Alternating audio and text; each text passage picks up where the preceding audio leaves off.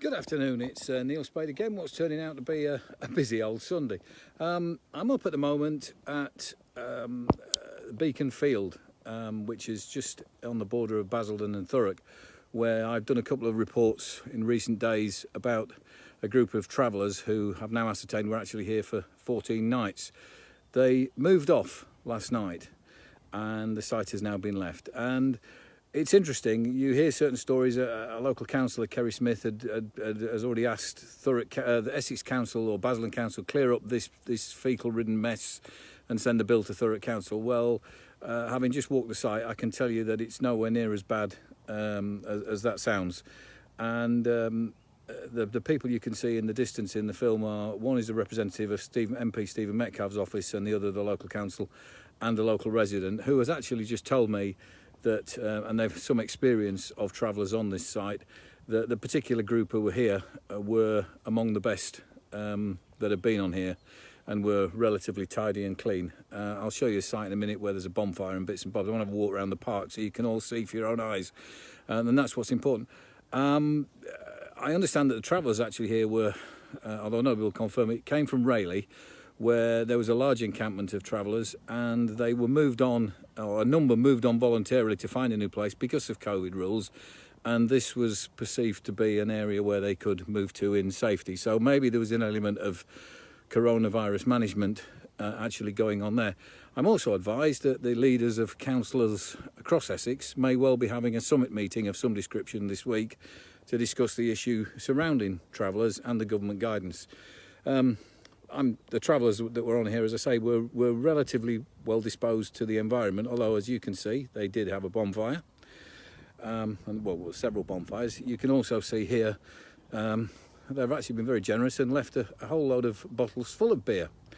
Now this stuff here was actually dragged out the hedge bottoms by local residents this morning, for the simple reason that in previous instances when this site has been cleared after travellers have been, they felt that not a proper job was done, and so they've actually taken the time and trouble to get the stuff that was in hedge bottoms and clean it out. So the three piles that you're just about to see were actually put together by neighbours who've done a bit of clean-up work and made it easier for the council people.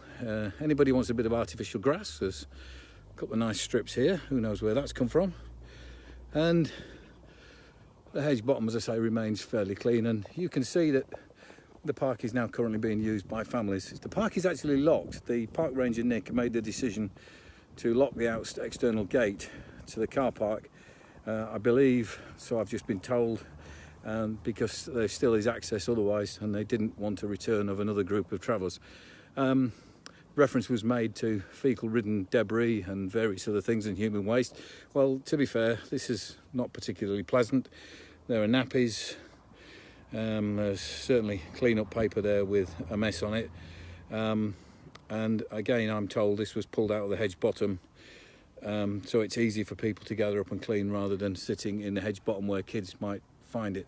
Other than that, the park is relatively clean and tidy. Well, not relatively clean and tidy, that was really unfair. The park is clean and tidy, and certainly could be used for very much of it by people who wanted to come here. I'll just have a quick shot because there are children involved, but there, as you see, families are currently there on site and enjoying this wonderful Sunday sunshine in the park. You can see I'm now approaching a large amount of debris which the travellers that were on this site did pull together and have left for somebody to clean up. And Councillor Smith, as I say, has called on Essex Council or Basildon Council to act today because he didn't want to wait for Thurrock, who actually manage this park even though it's not in Thurrock.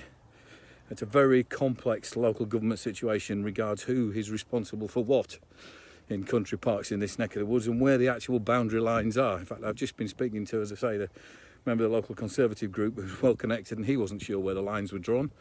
But there you go. But clearly, as I say, the park is managed by Thurrock. One assumes they therefore have the responsibility to clear the rubbish away. Councillor Kerry Smith's calling on Basildon to get the job done and send a bill to Thurrock. I don't suppose anybody's particularly bothered as long as this pile of rubbish that's here gets moved away fairly quickly.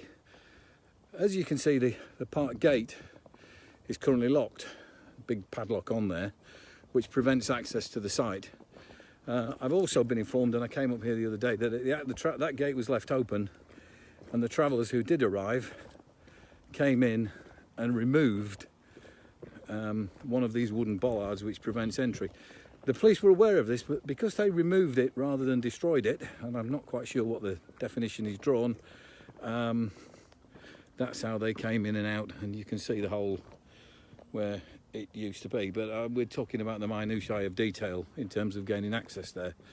So that's it, we're in Beaconsfield.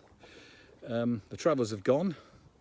There's a return to normality, and hopefully the rubbish will be cleared away. So let's just hope that if there is a meeting today, next week, of the council leaders across the region, that they can come to some consensus about what policies they're going to follow and what policies they're not going to follow. It's been interesting in the last week following issues in Thurrock, where the line of the council leader Rob Gledhill has been fairly hard. The official statements have been less so, quoting government guidance, saying that because of COVID you need to be more tolerant. People will make their own decisions, they'll make their own judgments. I offer no particular judgment myself on who's right or who's wrong. It's an issue that needs a lot more thought and a lot more guidance, I think, but I suspect it's going to be an issue that is going to remain with us for quite a long time yet. Anyway, this is Neil Spate, Thurrock Nugg News, who's having rather a busy Sunday, but it's very pleasant to be out and about in the sunshine.